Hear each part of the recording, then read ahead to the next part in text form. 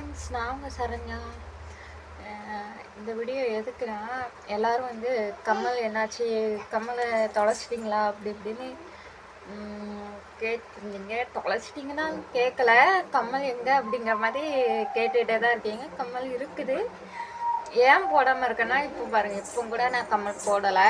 ஏன்னா ஒரு கம்மல் எங்கேயோ விழுந்துருச்சு, ஒரு கம்மல் தான் இருக்குது. இந்த மாதிரி தங்க கம்மலில் நடந்தால் என்ன பண்ணுறது அப்படின்னு தான் போடாமல் இருக்கிறேன்.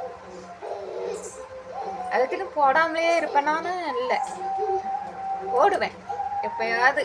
ஆனால் பத்திரமா பார்த்துக்கணும், எப்பயும் போட்டுட்டு இருக்க முடியாது. இப்போ வந்து இந்த கம்மல் போட போகிறோம்.